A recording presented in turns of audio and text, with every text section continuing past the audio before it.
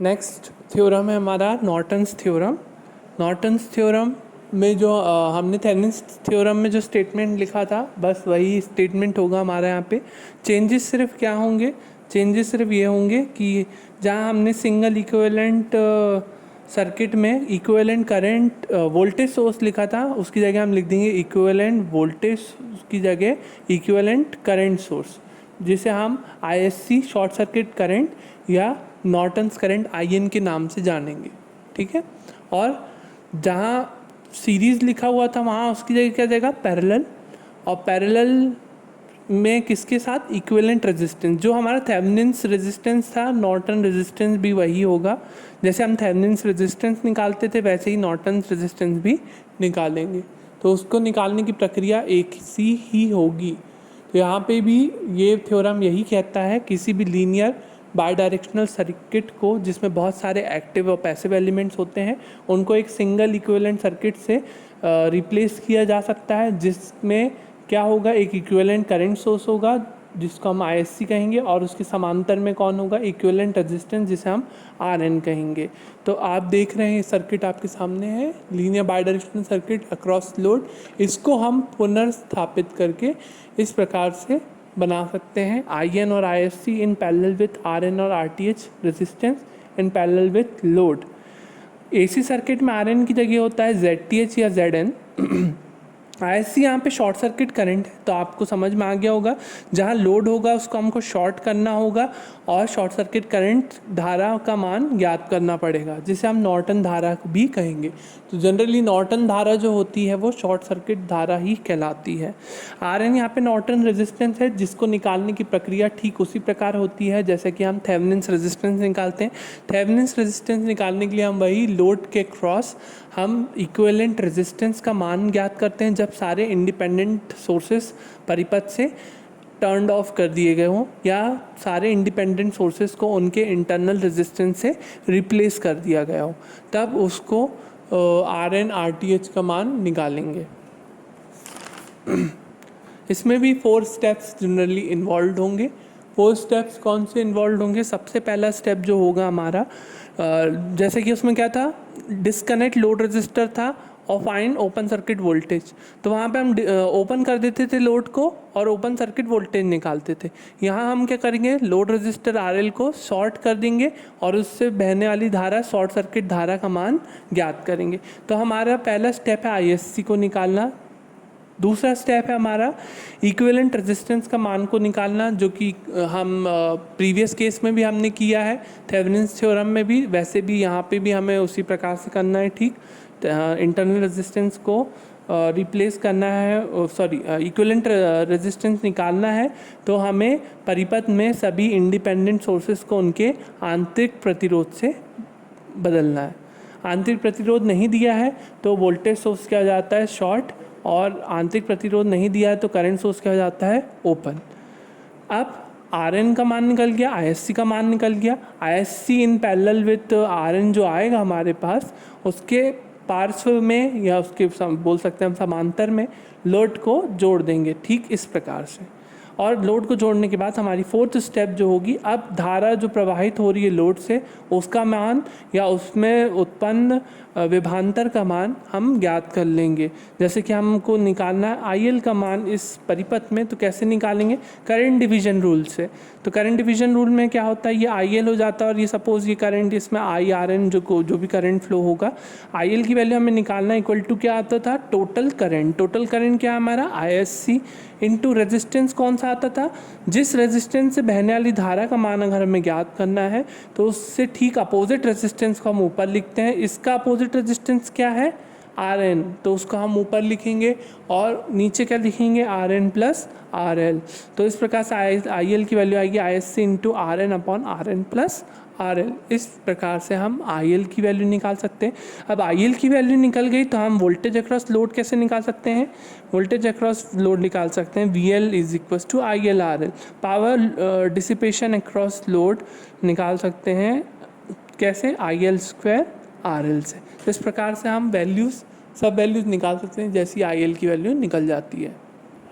आपके सामने एक सर्किट दिख रहा है, हमने सर्किट ड्रॉ किया, इसमें हमें वैल्यूज़ निकालनी है।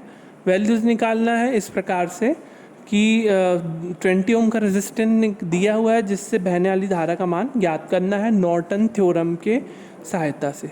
तो नॉर्टन थ्योरम में पहला स्टेप होता है आईएससी शॉर्ट सर्किट धारा का मान ज्ञात करना। तो लोड रेजिस्टर क्या दिया हुआ है 20 ओम, तो 20 ओम लोड रेजिस्टर को हम क्या कर देंगे, शॉर्ट कर देंगे और उससे बहने वाली शॉर्ट सर्किट धारा आईएससी का मान ज्ञात करेंगे। तो आईएससी ये वाला करंट है, तो ये करंट को हमको निकालना है, तो हम कैसे निकालेंगे, हम इस प्रकार से निकाल सकते हैं। ये -20, पहले ये दो लूप ले लिए हमने। पहली लूप इक्वेशन क्या होगी, -20 + 10I1 = 0, I1 की वैल्यू होगी 2 एम्पियर। फिर ये वाले लूप में निकालेंगे तो 10I2, ये वाले लूप की इक्वेशन ये है 10I2 + 10 = 0, I2 = जाएगा -1 एम्पियर।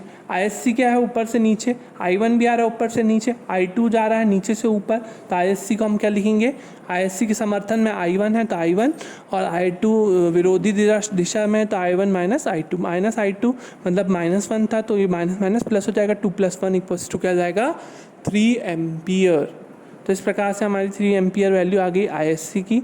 आरएन आपको आता है निकालते, ओपन सर्किटेड है, लोड ओपन करना है, उसके अक्रॉस हमें आरएन की वैल्यू निकालना है।